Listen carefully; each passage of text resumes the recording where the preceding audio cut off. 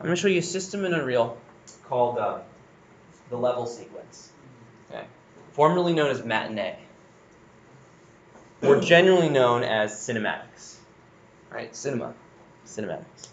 And it's a fully fledged system for moving cameras around and actors around, actors being anything in your level, anything in your scene, anything in your movie that you're making. Moving them around and positioning them to make something that's professional that then you can either export to another program or just export right out of Unreal as a video file. It's really cool. I'm going to show you right now something. Let's see if this is still up.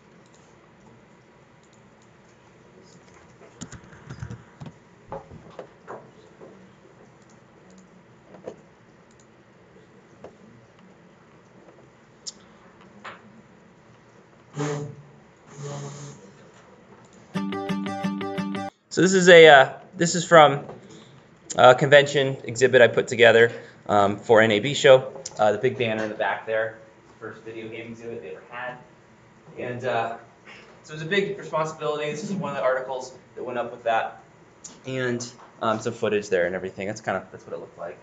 This is our mobile games section. That's my friend Dustin. Anyway, they needed an idea of what the space would look like. I had 4 companies coming together to form this multi-platform exhibit. What do I mean by platform? I mean VR, mobile, like phones, tablets, touchscreens, and then of course PC and mouse games, which is my game. So I had 4 companies, and they all need to be organized differently. So the VR company, for example, needed, and what was it? It was a lot. Like I want to say 16 feet of space that way, 16 feet of space that way. A lot of space. Because it's VR, there's safety, and you have to rope it off, and somebody's moving around with a headset, and you can't bump into something, right? So what we also had, though, is, of course, a mobile exhibit, which needed tables to sit at. But no wires, no mouses, nothing. The hardware has been provided by that company, by Dustin's company. And then, of course, the PC and mouse and stuff. And, of course, since that's my business, I had to make sure that's the best spot. So I needed to organize the spacing of this. And I got an email saying, hey, how do you like this rendering? And they sent me something that really wouldn't work for the space. It didn't consider VR. It looked like a gaming kind of lounge, like a esports sort of thing.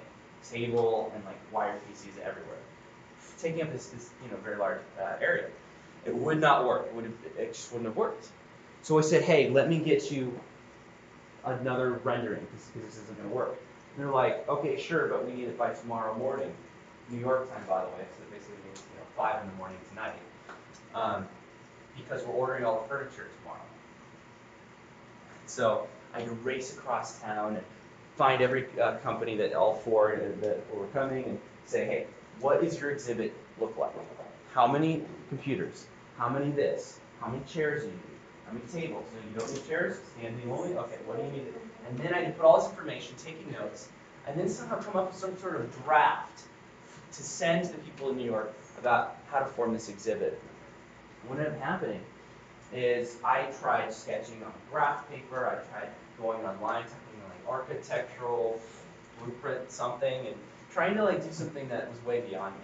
Until I realized around midnight that, oh my gosh, I'm a level designer, why don't I just design this thing on Unreal? I'll snap it to a grid, I'll say every, grid like this is 1 foot, okay, and then I'll make a material that has that grid. I'll put humans in there so it's to scale, and I'll design the exhibit exactly by the square foot so that everything is accounted for. No mistakes, nothing to a T, because you got to think, if I messed up and something's 3 feet longer than it's supposed to be, and then the exhibit happens, and it's going into the walkway or it's going into someone else's exhibit area, it'd be a problem, or if there's a wall in the way, all kinds of factors. So I designed it in Unreal, and it took maybe 3 hours or whatever, 2 hours to get everything done right, and then I was really happy with that. because I got to consider, not only the spaces, but where were the major walkways. All I had to go off of, by the way, was a map where all the exhibits would be and where ours would be, in the corner of this major walkway. Anyway, sent them the renderings and they loved it, and then they based their furniture ordering on that.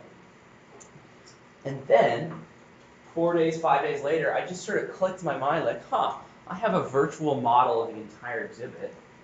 Why don't I just throw a camera into there and make a little commercial for it? And so this took me about a night.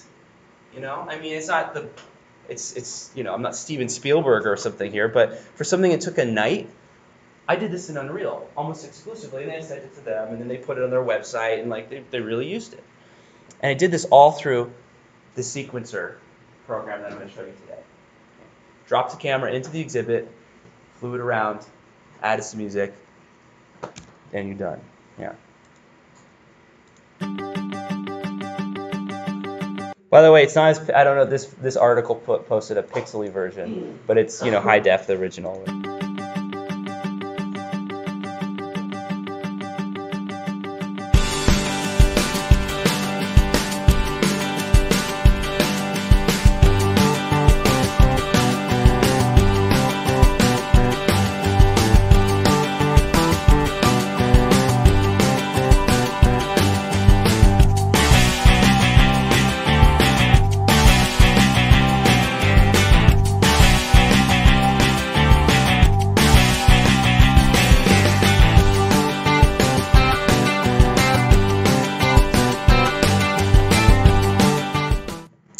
Right, real simple.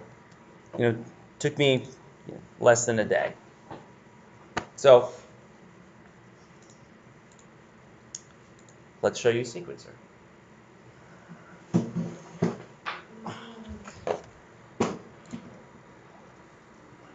So I'm in my horror game project, but you can be in whatever project you want. It doesn't matter.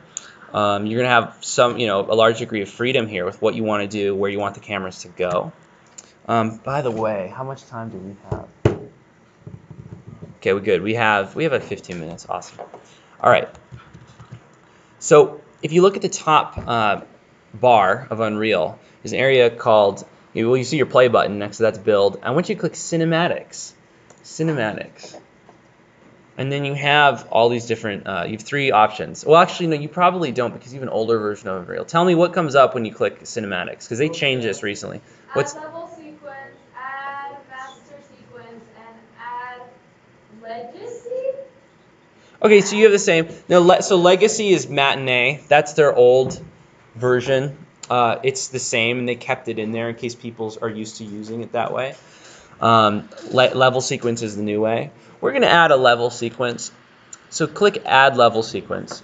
And since it's its own object, it needs to go in the content browser. You're going to save it.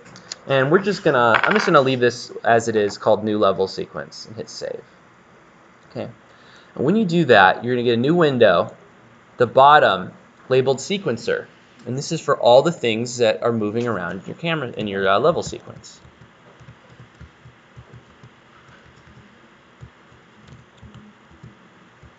By the way, I'm going to delete, so if you're on the horror game project, I'm going to delete my enemy right now, because from when we programmed it last, if he gets to your character, on mine, it makes it it kills the player, and then it makes the screen go black. And since I want this level sequence to play on begin play, I don't want it to get interrupted, so I just deleted my enemy right now. Okay. All right. So in Sequencer here, you have all these different options. The main one you'll be using to add new objects is this thing in the left called Track. It says plus Track. What's that? No, you could leave your character alone. Yeah, I just deleted the enemy because I know he's going to use that nav mesh. He's going to find my player and kill him, 5 seconds into my level sequence playing.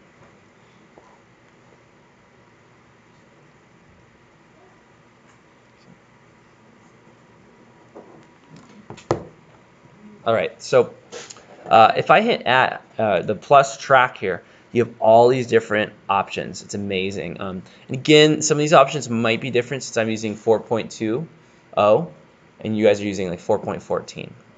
But essentially, right now I've got a media track, got an audio track, right, for audio. I've got an event track. This is really cool because you can trigger blueprint code on your level blueprint. So let's say you have some blueprint that causes an explosion to happen. And you want that to happen at a certain point during the level sequence, during the cinematic. You can have that be triggered at, second number 15. And then you just call literally the name of that blueprint in this event track. And then that happens. Shot track, that's a way of using multiple cameras and changing which one you're looking at. So you can have, think about it like in television. You have 3 cameras in, your traditional television show, and they switch between the 3. You could have 3 cameras in here, and you could switch between the 3. Maybe you have one wide view, one close-up, another close-up. Maybe you have something moving along a dolly and tracking, all that sort of thing. Subscenes, fade track's really useful, right? Because you can fade in from black into your scene and then fade out and all that sort of stuff. But this top option here is called actor to sequencer. And this is really, really cool. Because if you hover over this, every single thing in your entire world is accessible here. And I can click any of these things and then make it do stuff in the level sequence. But the first thing I want you to do, though, is I want to add a camera. I want to add a camera. So there's a couple ways we can do this. Simplest way is just from Modes panel, type in the word camera and drag a camera out into your world.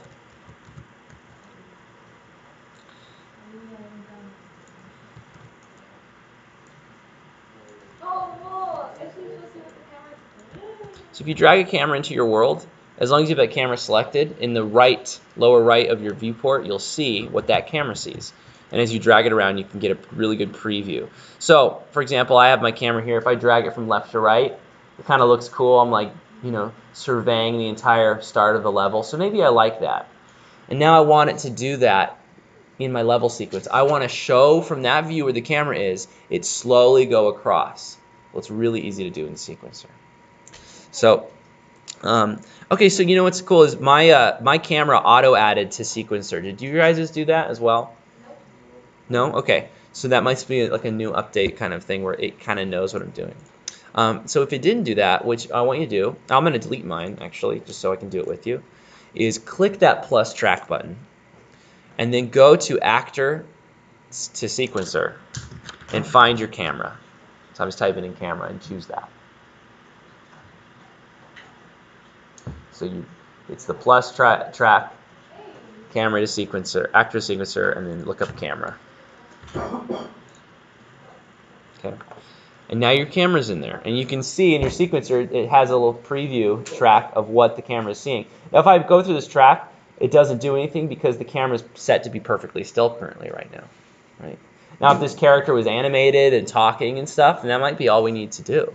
Right? But right now he's not, he's just kind of breathing there.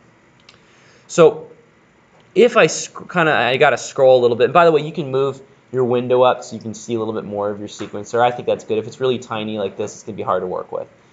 But I'm going to move that up. Okay, that's a good view. I can still see my viewport pretty much. But what I want you to take a look at is the property called transform. Transform of your camera actor. Who knows what a someone tell me what a transform is. A little bit louder, what's that? Nothing, okay. Somebody say it's your rotation, your location, and your size. Someone say that. Great job, Maria. So that's exactly what that is. So specifically, it's your location. We care about that. So let's change the location of our camera.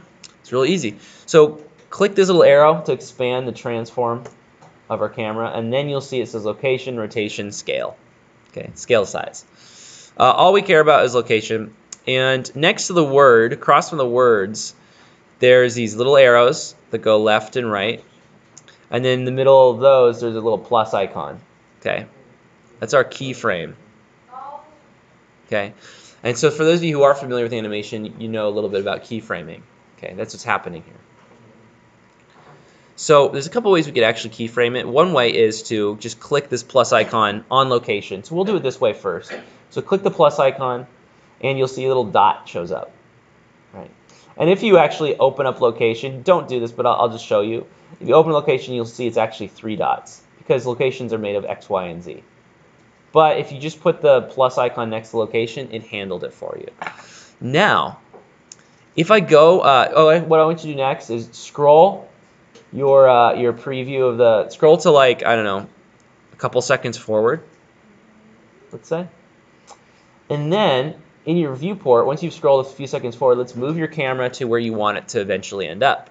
So I'm going to move it over here. I'm going to move it forward. And let's say I'm going to put it by this lava block for whatever reason. Then, since you're a few seconds forward in your sequence, go ahead and click the location key, so keyframe it again. Oh, shit.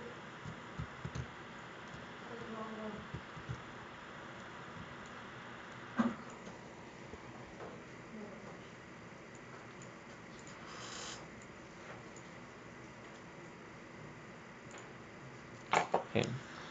So I had to do it again, so don't feel bad if you made a mistake. But what you should be looking at once you do that is you should see a line going from, in the actual viewport, going from where your camera starts to where it ends. I'm going to do that again. I'm going to delete, and then I'm just going to hit. I'll make sure I move it over to where I want it to be, and then I'm going to hit that location plus. And you're going to get this line. Okay, that line is showing you where you want your camera to go. And if you want to preview this, just scrub through your sequence, and you can see what your camera is going to look like as it moves.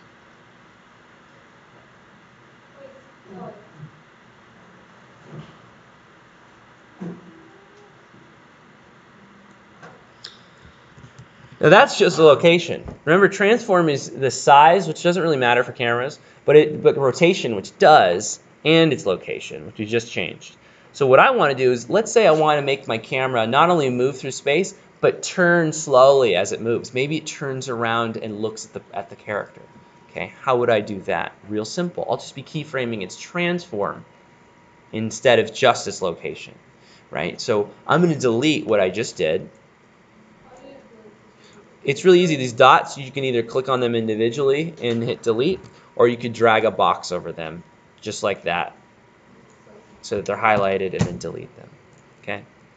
So first thing I'm going to do is I'm going to minimize that transform, that little arrow next to it, so it just says transforms. That way I don't click anything accidentally. And so I'm going to put my scrubber thing at the very beginning of the sequence. I'm going to click the plus on the transform.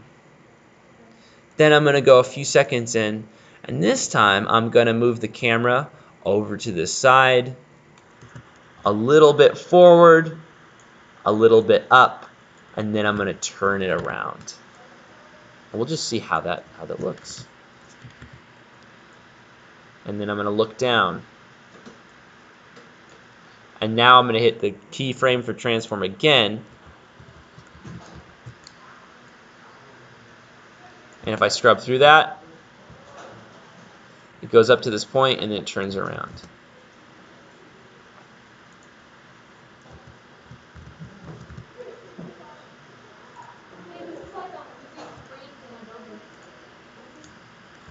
Mm-hmm.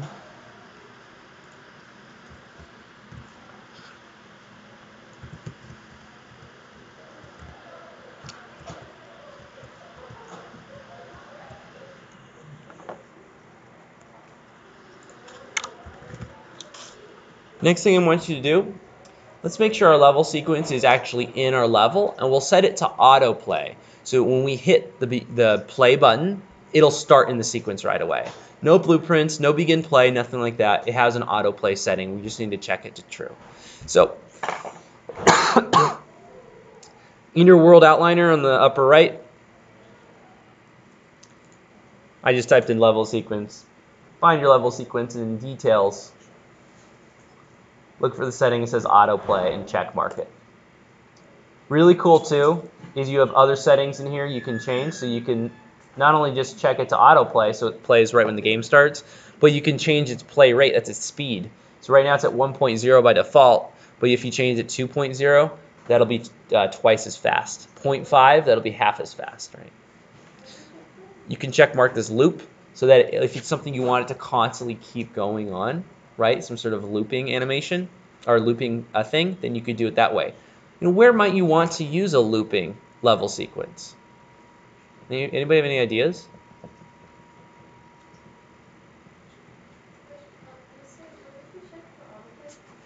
You want to just find your level sequence in the actor, in the outliner. In details, it says autoplay. So where would you want to, for example, loop a level sequence like this? Can somebody say a main menu? Thank you. Great suggestion. A main menu, absolutely. A main menu is something where maybe you have a 3D main menu where it's showing your scene. Maybe that your scene is a little forest or something, and trees are moving, and there's materials active, and maybe you have animals come through it occasionally, right? But you don't want it to stop at some point. So for that level sequence, I would have this loop option set to loop, right? And you can choose either loop indefinitely or loop exactly, which determines how many times you would loop, right? So maybe you only want to loop 5 times, for example. Okay. Oh, and then there's these great options here. Hide player, and then also hide HUD. See, the level sequence comes with a lot of stuff already set up for us. Really, really cool. Okay. So if you've checked autoplay, go ahead and hit the play button. And your level sequence is going to start. I think it's actually really cool. I forgot about this. We did instructable mesh in this lesson a few weeks ago. So my stairs fall as soon as I hit play. It looks kind of cool. So here we go. All right, guys. That's it for today. That's your introduction. We'll definitely do more on this tomorrow.